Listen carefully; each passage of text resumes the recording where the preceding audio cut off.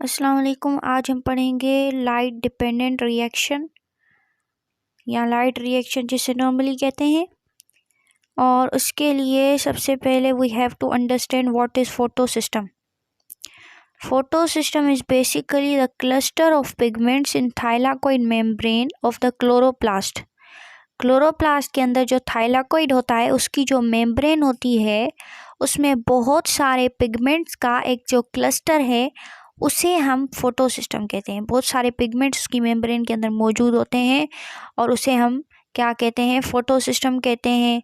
अब वो जो एक क्लस्टर है वो दो पार्ट्स के अंदर डिवाइडेड है।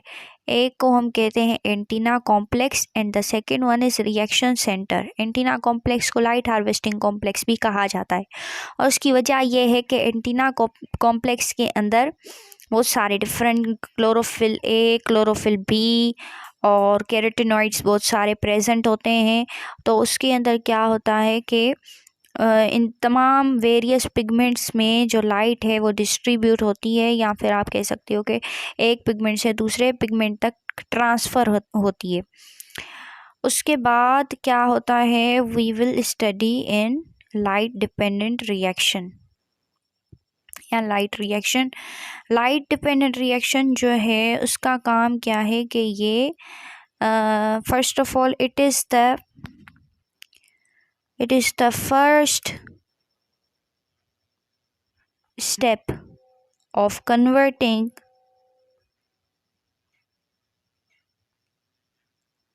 light energy into chemical energy। ये फोटोसिंथेसिस का फर्स्ट स्टेप होता है, यानी कि लाइट एनर्जी को केमिकल एनर्जी में कन्वर्ट करने का फर्स्ट स्टेप होता है लाइट रिएक्शन। तो लाइट रिएक्शन ही वही रिएक्शन होता है जिसमें एनर्जी प्रोड्यूस होती है और स्टोर होती है, जबकि लाइट इंडिपेंडेंट रिएक्शन के अंदर वो एनर्जी यूटिलाइज होती है for the production of carbohydrate और ग्लूकोज। सही है। तो ये रिएक्शन वर्क किस तरीके से करता है वो देख लें कि सबसे पहले एंटीना कॉम्प्लेक्स के किसी पिगमेंट के ऊपर लाइट फॉल करती है, राइट। और वो जो लाइट का जो फोटोन है वो फॉल करता है और फिर वो एक पिगमेंट से दूसरे पिगमेंट तक और फिर तीसरे, और इस तरीके से बहुत सारे पिगमेंट्स को जो है वो ट्रांसफ़र करते हुए वो फाइनली एक स्पेसिफिक पिगमेंट के पास पहुंचता है, वो photon, that is chlorophyll A. ये जो क्लोरोफिल ए है ना वो रिएक्शन सेंटर के अंदर प्रेजेंट होता है और भी बहुत सारे क्लोरोफिल्स होते हैं फोटो सिस्टम के अंदर, लेकिन ये जो क्लोरोफिल ए है और वो तमाम क्लोरोफिल ए हैं वो तमाम जो हैं वो स्ट्रक्चर में सिमिलर होते हैं। तो इनको कौन सी चीज़ें जो डिफ़र करती है, that is the protein associated with this particular chlorophyll. इसके साथ जो प्रोटीन एसोसिएटेड होती है वो किसी और क्लोरोफिल ए के साथ एसोसिएटेड नहीं होती। तो ये पॉइंट माइंड में रखें कि जो है ना इसके साथ क्या होती है, एक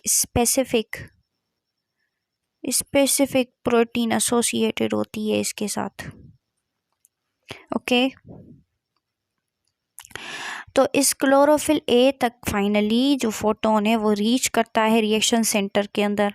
अब वो रिएक्शन सेंटर नंबर 1 पे क्या है, PS2। अब इसका नाम एक दो है ना हमारे पास, एक PS2 एक PS1 है।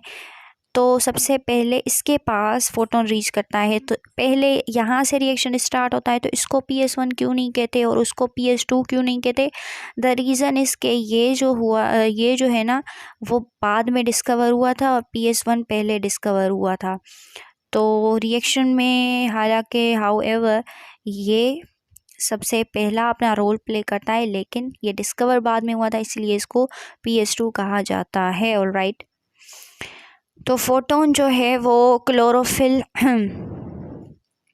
जो फोटोन जो है वो PS2 के क्लोरोफिल ए को वो हिट करता है। PS2 की जो है ना अब्जॉर्बिंग जो वेवलेंथ होती है वो होती है 680 नैनोमीटर।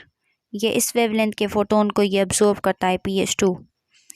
उसके बाद अच्छा हाँ, ये दिस पॉइंट जो क्लोरोफिल ए होता है ना वो एक नहीं है बल्कि वो दो हैं।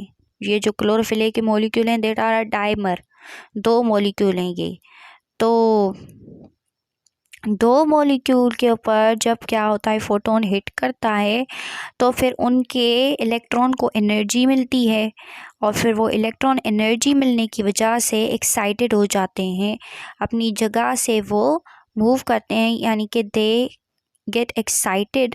और वहाँ पे जिस प्लेस पे वो मौजूद थे वो प्लेस एम्प्टी हो जाती है due to the removal of electron. अब वो जो उनकी जो स्पेस है उसको फिलअप करने के लिए क्या होता है कि जो वाटर होता है उसकी ब्रेकेज होती है, that is called water splitting complex. उसकी वजह से क्या होता है कि वाटर की क्या होती है, स्प्लिटिंग होती है और जो ये हाइड्रोजन है वो हाइड्रोजन आयन में कन्वर्ट हो जाता है। आयन में कन्वर्ट होने की वजह से इलेक्ट्रॉन्स का रिमूवल हो जाता है, राइट। और ये जो इलेक्ट्रॉन्स जो कि रिमूव हुए ये जो दो इलेक्ट्रॉन थे ना इसके डायमर के, यानी कि एक मॉलिक्यूल का एक इलेक्ट्रॉन दूसरे का दूसरा इलेक्ट्रॉन, तो ये जो दो इलेक्ट्रॉन थे इनका जो स्पेस है इसको ये वाले इलेक्ट्रॉन्स क्या कर देते हैं, फिलअप कर देते हैं। ये वाटर से आते हैं, राइट। और ये वाला जो ऑक्सीजन है ये एक और ऑक्सीजन के साथ मिलता है, जब ये दोबारा ये होता है तो फिर ये कंप्लीट हो जाता है एक ऑक्सीजन का मॉलिक्यूल और फिर इस तरीके से वो जो ऑक्सीजन है वो as a by product it gets released. So ये क्या है कि compensated by electron from water, कि इसकी जो कमी है वो कौन पूरी करता है, वाटर में से electron, right. So this oxygen combines with another half oxygen molecule to produce O2, okay. उसके बाद क्या होता है, so there is a cycle और अ नॉन साइक्लिक मेथड जिसके ज़रिए ये जो है रिएक्शन हो रहा होता है, यानी कि देयर आर टू टाइप्स, इधर इट इज़ साइक्लिक और it is non cyclic. First of all we are going to study the cyclic method. So हमने कहाँ तक पढ़ा कि फोटोन जो है वो इसके क्लोरोफिल ए को हिट करता है और उसके बाद जो है वो एक्साइटेड हो जाता है। एक्साइटेड होके वो जाता कहाँ है, वो जाता है प्राइमरी इलेक्ट्रॉन एक्सेप्टर के पास और उसका नाम है फियोफाइटिन, राइट। इसके पास ये इलेक्ट्रॉन क्या करता है, ये प्राइमरी इलेक्ट्रॉन एक्सेप्टर फियोफाइटिन इन इलेक्ट्रॉन्स को एक्सेप्ट करता है और फिर इन्हें भेजता है एक और एक्सेप्टर के पास, देयर इज़ द प्लास्टोक्वाइनोन। प्लास्टोक्वाइनोन के पास आते हैं ये दोनों इलेक्ट्रॉन और फिर प्लास्टोक्वाइनोन से ये जाते हैं साइटोक्रोम B12 कॉम्प्लेक्स के पास। यहाँ से यहाँ तक का जो स्टेप होता है it is called rate limiting step. Rate limiting step इसको क्यों कहते हैं, because it is the slowest step of the reaction. Slowest step जो होता है रिएक्शन का वही उस रिएक्शन की स्पीड को डिटर्मिन कर रहा होता है। तो from the plastoquinone to the cytochrome B12 complex, the step is called the rate limiting step of light dependent reaction. Clear? अब यहाँ से ये जो प्लास्टोक्वाइनोन है उसके पास साइटोक्रोम से लेके फिर वो इलेक्ट्रॉन प्लास्टोसाइनिन के पास वो ट्रांसफ़र होता है यहाँ से यहाँ तक, यहाँ से लेकर यहाँ तक, ये वाला जो है ना इसी के दरमियान क्या होता है, ATP। इसी के दरमियान हमारा क्या चलता है, electron transport chain. Electron transport chain और हमारे पास प्लस में ATP बनता है। हमारे पास इलेक्ट्रॉन ट्रांसपोर्ट चेन चलती है और ATP बनता है जो कि it is the product of light dependent reaction, the ATP and NADPH2. NADPH2 we are going to study ahead of this lecture, but ATP is made here, okay. Then उसके बाद क्या होता है कि ये जो दोनों इलेक्ट्रॉन जो कि पहुँचे थे प्लास्टोसाइनिन के पास, ये जाते हैं एक दूसरे रिएक्शन सेंटर के पास जाके ये ट्रांसफ़र होते हैं, that is called PS1 photo system 1। And इसकी जो मैक्सिमम अब्जॉर्बेंस पावर होती है और wavelength that is 700 nanometre. If I am correct, I am uncertain, please check this in your textbook कि इसकी मैक्सिमम जो है वो अब्जॉर्बिंग वेवलेंथ यही होती है। उसके बाद ये प्राइमरी एक्सेप्टर के पास जाता है ये दोनों इलेक्ट्रॉन, उसके बाद फेरिडॉक्सिन के पास, और देन फाइनली एक एंजाइम के पास जाता है that is called NADP reductase.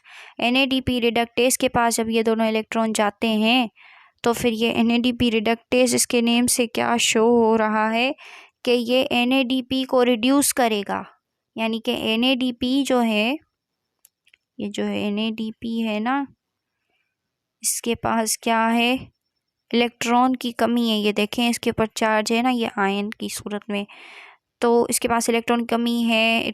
इसको एक तो इलेक्ट्रॉन देगा और इसको रिड्यूस करेगा, और इसके अलावा इसको क्या देगा, हाइड्रोजन जो कि दोनों रिलीज़ हुए थे ना, आयन जो बने थे ये वाटर स्प्लिटिंग कॉम्प्लेक्स से, वो दोनों हाइड्रोजन ये इसको देगा, NADP रिडक्टेज, राइट। इसको ये दोनों हाइड्रोजन आयन के इसको हाइड्रोजन देगा और फिर इसको जो है इलेक्ट्रॉन देगा, राइट, और it will convert this one into NADPH2। इस तरीके से हमारे पास लाइट डिपेंडेंट रिएक्शन के अंदर NADPH2 बनता है। और ATP की formation we will study in another lecture, but ये था हमारे पास नॉन साइक्लिक पाथवे, राइट। ये देखें आप, लास्ट जो स्टेप है वो फर्स्ट स्टेप से मैच नहीं करता। तो साइक्लिक पाथवे क्या है, वो इस तरीके से है कि ये आप इस तरीके से कंसिडर करें कि जो है ना, so this is the cyclic pathway of light dependent reaction. इसमें क्या होगा कि NADPH2 की प्रोडक्शन नहीं होगी अगर इस तरीके से रिएक्शन चला, तो फिर NADPH2 की प्रोडक्शन नहीं होगी, सिर्फ ATP की प्रोडक्शन होगी। यहाँ पे साइटोक्रोम से PC तक आ करके, फिर PS1 तक आ करके, और उसके बाद FD के पास जब ये पहुँचेगा तो फिर ये जो फेरिडॉक्सिन के पास से आ करके ये दोबारा से क्या आ जाएगा, इसके पास आ जाएगा, साइटोक्रोम के पास आ जाएगा, और फिर इस तरीके से ये आगे प्रोसीड नहीं होगी ये चीज़, right. So this won't work like that. So NADPH2 will not be produced in cyclic pathway, but in the non-cyclic pathway both ATP and NADPH2 are produced.